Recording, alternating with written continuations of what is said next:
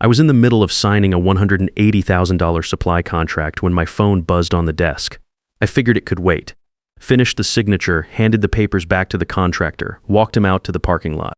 Good handshake, solid deal, the kind of afternoon that makes 22 years of building something feel worth it. I got back to my office, poured the last of the morning coffee, and hit play on the voicemail. Mr. Kowalski, this is Dr. Hargrove's office calling regarding your recent STD screening. Both you and your wife have tested positive for chlamydia. We need you both to come in for treatment as soon as possible. Please call us back at. I set the cup down, both of us positive. My name is Gary Kowalski. I'm 54 years old. I run Kowalski Supply Co. out of Columbus, Ohio, building materials, commercial distribution. 28 employees, been at it since I was 32. I get here at 5:30 a.m. and I leave when the last driver clocks out. I'm not a complicated man. I don't cut corners on estimates, I don't oversell product people don't need, and I have a reputation for doing what I say I'm going to do. I also have not touched my wife in 11 months. Not once. Not since the night Sheila sat me down in the kitchen and told me she needed space and moved herself into the guest bedroom. Not since the 5 a.m. gym sessions started. Not since the phone went permanently face down on every counter in the house. Not since the pharmaceutical conferences started happening every other month, always in cities I'd never heard her mention before. So when I heard that message, both of you, I didn't explode. I didn't call her. I didn't even move for about 30 seconds. I just stood in my office, looking out at the loading dock, running the math. Sheila had gone to her doctor, got a full screening, tested positive, and when the nurse asked her to list her current sexual partner, she wrote down my name, knowing full well we hadn't been in the same bed in nearly a year. That wasn't a mistake. That was a choice. I called the clinic back, asked to speak with someone directly. The receptionist explained the protocol. When a patient tests positive, the clinic contacts all listed partners as a standard notification. Sheila had put my name down as her current partner. That's why they called. I hadn't been tested. They were just following procedure. I thanked her and hung up. Then I sat in my truck in the parking lot for 20 minutes and thought through every single thing I was about to do next, because I knew one thing for certain. The worst move I could make right now was going home. I called my buddy Wade Hoffman, electrician, known him since we were both broke and 25, the kind of friend who doesn't ask questions until you're ready. I told him I needed his couch for the night. He said fine, he'd leave the key under the mat. I stopped at the supply room, grabbed a change of clothes I kept there for long days, and drove to Wade's place with my phone turned off. He handed me a beer when I walked in. We sat on the back porch. I stared at the yard for a while, then I told him everything. The voicemail, the 11 months, the gym, the phone, the conferences. Wade didn't say much. He's not a talker. He just listened, and when I finished, he said, "What are you going to do?" "I don't know yet, but I'm not walking in blind. You need a lawyer?" "That's the first call I'm making in the morning." He nodded. We finished the beers. Then he said, "You know what gets me? She thought you'd just take it." That hit harder than the diagnosis. I didn't sleep much. Lay on Wade's couch running through 19 years of marriage looking for the exact moment things went sideways. I could identify the drift, the gym, the phone, the guest bedroom, but none of it felt like a clear line. It felt like fog, like standing too close to something to see the shape of it. By 4 a.m., I'd stopped looking for the moment and started thinking about what came next. At 8 a.m. sharp, I called Perry Aldridge. Perry is a family law attorney. Mid-50s, gray around the temples, the kind of guy who has seen every variation of a bad divorce and doesn't rattle easily. His assistant put me through immediately. I laid out the whole thing, start to finish. The voicemail, the 11 months, the behavior changes, the conferences, the phone. Perry didn't interrupt once. When I finished, he said, "First thing, get your own test done today, not tomorrow, today. We need documentation that you're clean, dated, with a physician's letter attached." That piece of paper is going to do a lot of heavy lifting. Already planning it. Good. Second thing, and this is important, do not confront her. Do not call her. Do not change anything about your routine. Right now, you know something she doesn't know you know. That is your only advantage, and the second you use it, it's gone. The moment she suspects anything, she'll lawyer up, get defensive, and start moving money. You think she'd do that? I think anyone who lists their estranged spouse as a current sexual partner on a medical form is already thinking 3 steps ahead, he said. Don't underestimate her. He pulled out a legal pad. I could hear him writing. Here's what we're building. Proof of the affair, full financial records on every joint account going back 12 months, your clean test results paired with her positive ones, and documentation of the time gap. In Ohio, adultery is grounds for an at-fault divorce. That affects property division and spousal support significantly. What about the company? Perry paused. That's actually the most important thing we need to talk about. If Sheila's attorney is worth anything, The first thing they'll go after is Kowalski Supply Co. Ohio is an equitable distribution state. She could argue for up to 50% of the business value depending on how it's structured and how long you've been married. I felt something tighten in my chest. 22 years of 5:30 a.m. starts. 22 years of payroll, contracts, drivers, inventory. Built from nothing. How do we protect it? We document everything, Perry said. Business formation records, your capital contributions, any agreements showing the company was established before certain marital milestones. And if she committed adultery, that changes the calculus entirely under Ohio law. And at fault finding weakens her claim substantially. Then we find the proof. That's exactly right, he said. I'm going to refer you to someone. Her name is Lorraine Voss, former police detective, runs her own firm now. She's thorough and she's fast. Call her today. That afternoon I drove to see Neil Fowler. He has been my doctor for 16 years, knows my history, knows my habits, doesn't waste words. I sat down in his office, played him the voicemail off my phone, and told him the situation in plain terms. He listened without expression. When I finished, he said, "When was the last time you were sexually active?" 11 months ago, with Sheila. And since then, nothing. No other partners, nobody, he made a note. I'm going to run a full panel. If you haven't been intimate with anyone in nearly a year and you're showing no symptoms, your results should reflect that. And when they come back, I'll provide a signed letter stating your status and the date of your last reported sexual contact, dated on clinic letterhead. I need it to hold up. I said it will. He drew blood, ran the swabs, sent me home with instructions to wait 48 hours. I drove back to Wade's place, stopped at a diner on the way, ate something I don't remember tasting, and sat with the quiet. Those 48 hours were the longest I can recall in recent memory, not because I was scared of the results. I knew what they'd show. It was the waiting with the knowledge of what was already true, unable to move, unable to say anything, having to act like nothing was wrong when I went back to the office the next morning and signed invoices, and took calls and talked to my drivers like it was a normal week. Sheila texted me Tuesday evening. Working late, don't wait up? Same as a dozen other Tuesdays. I read it, set the phone down, and went back to the inventory report on my desk. The results came back Thursday morning. Negative across the board, chlamydia, negative.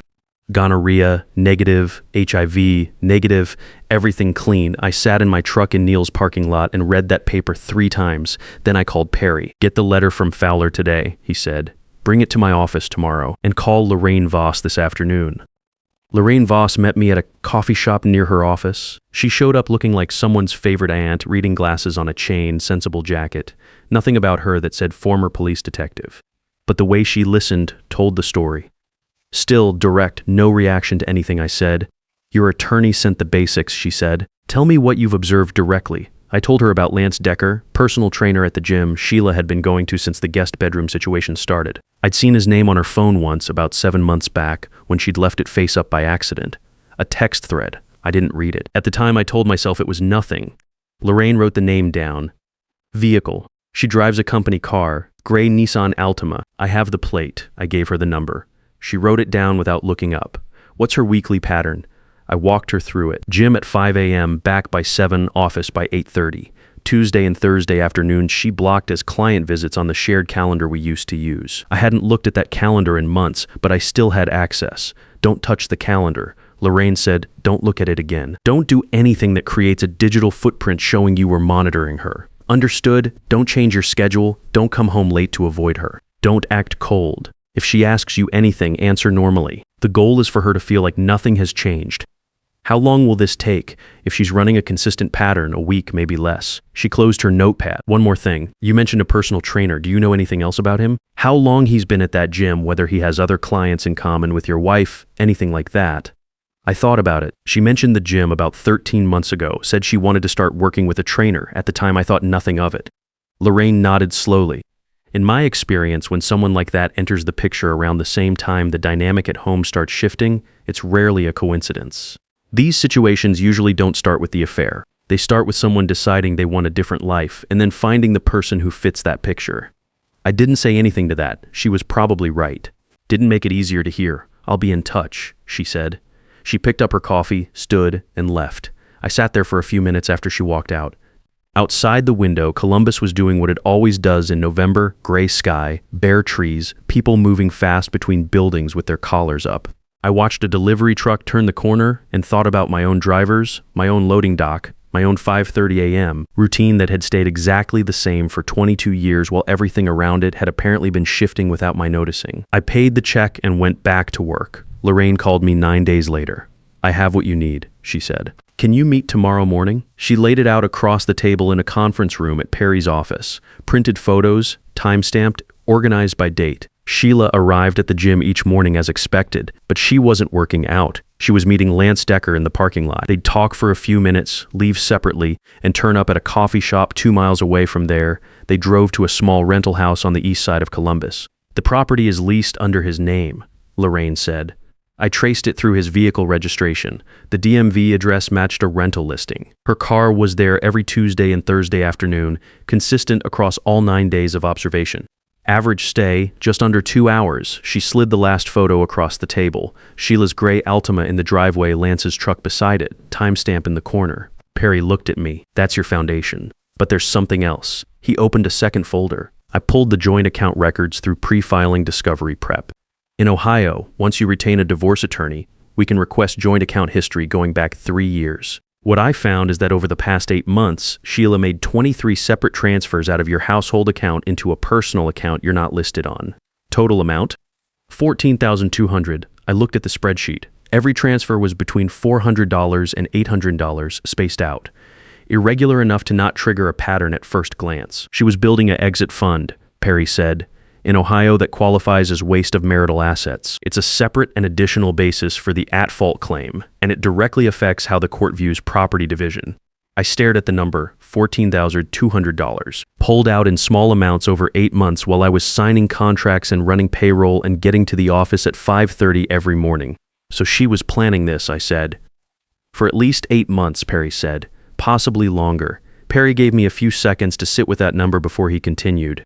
"Here's where we are," he said, and started going through the file. "We have medical records showing Sheila tested positive for an STD. We have a signed letter from Dr. Fowler confirming you tested negative across the board, dated with a note that your last reported sexual contact was 11 months prior. We have photographic evidence of a consistent pattern of meetings between Sheila and Lance Decker at a private rental property. And we have documentation of 23 unauthorized transfers totaling $14,200 from your joint household account." He set the pen down. "Under Ohio Revised Code, adultery is grounds for an at-fault divorce that directly affects spousal support. Combined with the waste of marital assets, finding her claim against Kowalski Supply Co. becomes significantly weaker. It doesn't disappear entirely, but we can structure the settlement to protect the business. What does that look like in real terms? You retain full ownership of the company. She keeps her vehicle, her personal retirement accounts, whatever is in that separate account she's been building. Marital debts split down the middle, no alimony, and if she fights it, then we file the formal at-fault complaint, and everything goes into the public record. The photos, the transfers, the test results, all of it, her name, his name, the address of that rental house. Her employer finds out, his clients find out." Perry picked up his pen again. "Most people, when they understand what discovery actually looks like, decide the settlement is the better option." I nodded. "Write the letter." Perry drafted it over the next 2 days. I reviewed every line. It was professional, factual, and thorough. No extra words, no drama. Just a clear statement of what we had and what we were proposing. The letter went out on a Monday morning. Certified mail, delivered to Sheila's office building, signed for by the front desk receptionist at 9:47 a.m. I know the exact time because Perry's assistant confirmed the delivery. I went to work that day like any other day. Approved a materials order for a contractor in Westerville, talked through a routing issue with 2 of my drivers, ate lunch at my desk. Around 3 p.m., I looked out the office window at the loading dock and watched a shipment go out and thought about the fact that 22 years of showing up had produced something real, something that ran whether I was watching or not, and that I was not going to hand any piece of it to someone who had spent the last 8 months quietly trying to position herself to take it. Sheila called at 6:18 p.m. I was still at the office. I let it ring.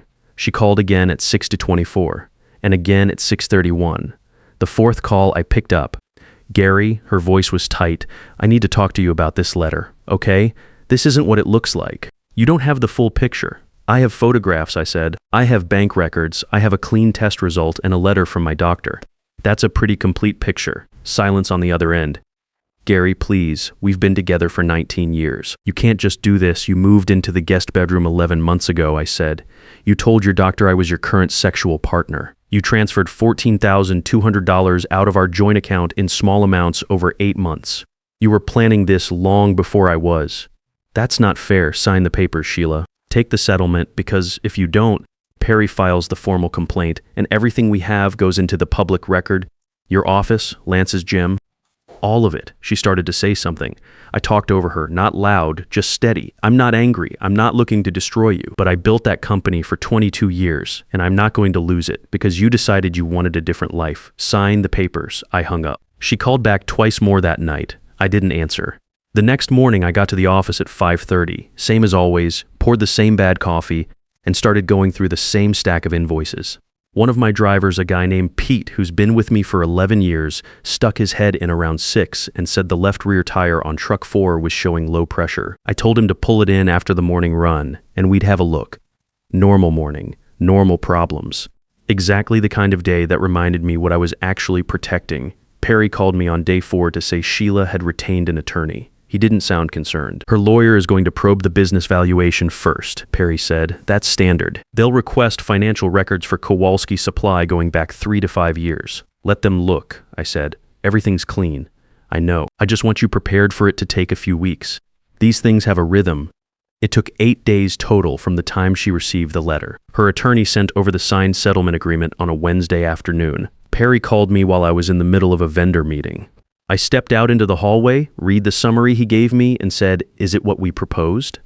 Every line, Perry said, "No alimony. You retain full ownership of Kowalski Supply Co. She keeps her vehicle, her retirement accounts, and her personal savings. Debts split equally." I stood in the hallway of my own building for a moment, looking at the framed photo of the original loading dock we had when I first opened. 2 bays, 1 truck, a staff of 4, file it, I said. "Already done," Perry said.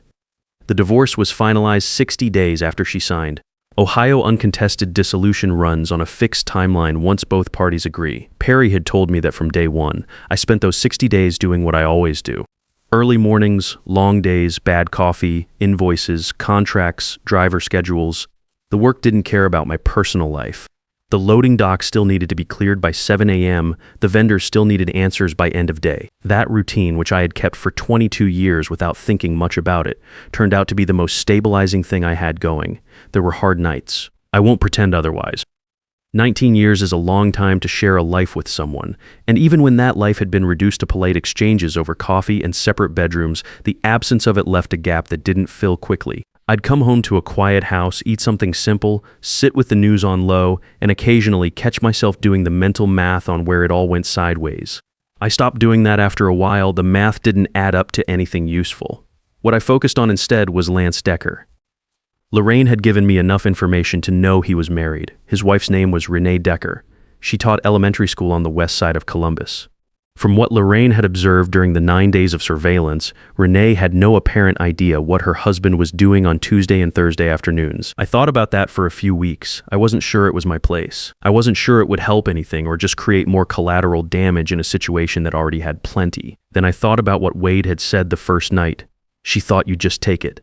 Renee Decker hadn't done anything to me. She hadn't done anything wrong at all as far as I could tell. And she was living in the same fog I'd been living in, except she didn't have a voicemail from a doctor's office to cut through it. I printed 2 of Lorraine's photos, the ones with the clearest timestamp and Sheila's plate number visible. I put them in a plain envelope with no return address and mailed them to the school where Renee worked. No note, just the photos. 2 weeks later, according to county court records that are publicly available online, Renee Decker filed for divorce. I don't know what she said to Lance. I don't know what he told her. I didn't follow it. I just noted it and moved on. Lance lost his position at the gym shortly after. I heard it secondhand from a contractor who used the same facility. Apparently, a few of his clients asked questions when the story started getting around, and the gym ownership decided the situation was not good for the business. Last I heard, he picked up part-time hours at a fitness center well outside the county. I didn't track it further. Not my concern. Sheila relocated to Cincinnati about 4 months after the divorce was final. New sales territory. Fresh start. I heard it through a mutual acquaintance, not from her directly. We haven't spoken since the night she called about the letter. I genuinely hope she figures out whatever she was looking for. I mean that, not because I have warm feelings about what happened, but because carrying anger at a person who is no longer in your life is like running a machine that isn't connected to anything. It burns fuel and produces nothing. I decided early on that I wasn't going to do that. The company had a strong year. Kowalski's Supply Co. closed out with the best revenue numbers since I founded it. I added 3 new commercial accounts in the fourth quarter, brought on a second dispatcher to handle the volume, and finally got around to resurfacing the East Bay floor, which had needed it for 2 years. 22 employees, same loading dock, just bigger. Same 5:30 a.m. start time. I'm not telling that to score points. I'm telling it because when Perry first said the words 50% of the business value, something went cold in me that I hadn't felt before. That company is not just a revenue number, it's 22 years of decisions, relationships, reputation, people who depend on it for their livelihood. It was worth protecting. It turned out to be protectable. That matters. About 7 months after the divorce was finalized, on a Friday evening when I was closing up the office, someone knocked on the front door. I assumed it was a late delivery. We get those occasionally. I unlocked it and found a woman I didn't immediately recognize. Early 40s, dark hair pulled back, wearing a jacket with a school logo on the left chest. She looked like she wasn't sure she should be there. Mr. Kowalski? Yeah, my name is Renee Decker. I think you might know who I am. I looked at her for a moment. I said. I'm not here to cause any trouble, she said. I just wanted to say something in person. I've been trying to figure out how to do it for a few months. I held the door open. You want to come in? She shook her head. I'll just say it here. Whoever sent me those photos did me a favor. I'd been going in circles for almost a year, suspecting things, second-guessing myself, wondering if I was reading too much into things. And then that envelope showed up, and I had something real to hold on to. She paused. I just wanted to say thank you. I don't know what you're talking about, I said. She almost smiled at that. That's fair.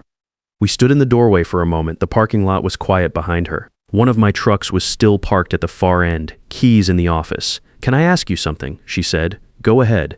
Does it get easier? The part after. When you're just back to your regular life and you're supposed to feel okay about it. I thought about that, honestly. It gets quieter, I said. And quiet starts to feel pretty good after a while. She nodded like that meant something to her. Okay, she said. That's good to know. I asked if she wanted to grab a cup of coffee sometime. Not that night, just sometime. She said she'd think about it. I said that was fair. She called the following Thursday. We met at a diner about halfway between her school and my office. Sat there for almost 3 hours. She told me about Lance, the way things had slowly shifted over a couple of years. The gaslighting, the way he made her feel like her instincts were broken when they were actually the only thing working correctly. I told her about Sheila, the guest bedroom, the 11 months, the voicemail that started everything. At some point, she said, the worst part was realizing I'd spent so long trying to be understanding that I'd talked myself out of seeing what was actually happening. I knew that feeling well. I'd done the same thing for longer than I wanted to admit. We finished our coffee, walked out to the parking lot, stood by our cars in the cold for a few minutes just talking. She mentioned a diner closer to her side of town that had better pie. I said that sounded like a reason to try it. Same time next week? She asked. Yeah, I said. I'd like that. We've been taking it slow. Dinners, a few weekend drives out past the city where the roads go quiet. Nothing rushed, nothing forced. We both know what happens when you skip past the warning signs and hope things work out. Neither of us has any interest in repeating that. What I've learned in the past year is that patience is not a passive thing. People think of it that way, like patience just means sitting still and waiting. But the patience I'm talking about is active. It's the decision made over and over again in the middle of something hard to not react until you're ready, to gather what you need before you move, to protect what matters most by not tipping your hand too early. The night I got that voicemail, I had 2 options. I could go home, confront Sheila, let the emotion drive the conversation, and hand her every advantage in what was about to become a legal and financial fight. Or I could go quiet, think straight, and build a case the same way I built my company. One solid piece at a time, no shortcuts, no wasted moves. I chose quiet. That choice saved my business. It saved 22 years of early mornings and payroll and contracts and the trust of 22 people who show up to that loading dock every day, because Kowalski Supply is a place worth showing up to. Sheila was counting on me to react. So was Lance, probably, in the way that people who are doing something wrong always count on the other person to blow up first, because it shifts the story. It makes the person who got hurt look like the problem. I didn't give either of them that. I'm not angry now. I want to be clear about that. I've had people ask me, since word got around the way it does in a city this size, whether I'm bitter about the years. The answer is no. Not because I think what happened was acceptable, but because bitterness is expensive. It costs you sleep, it costs you focus, and it costs you the forward movement that is the only thing that actually helps.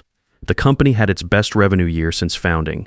I've got good people around me. I get to the office at 5:30 a.m., and the work is still there waiting, same as always. That's not nothing. At 54, after everything, that's actually quite a lot. And Renee and I are figuring out what comes next, slowly, carefully, with our eyes open. That's all you can ask for. If you've ever gotten a call that changed everything, this one is for you. If you've ever had the ground shift under a life you thought you understood and felt the pull to blow up instead of think, this is for you. Here's what I know. The moment you go quiet and start building your case, you take the power back, document everything. Get your own answers before you show your hand. Protect what you built. And when the time comes to move clean. No rage, no drama, just facts on a table. That's not weakness. That is the only approach that actually works. You're not paranoid for trusting what your gut has been telling you. You're just paying attention. Believe what you see. Then build your case. Walk away with everything you earned. Hit subscribe if this one hit home. And if you've ever had to rebuild after someone tried to take what was yours, drop a comment below. You already know what to say.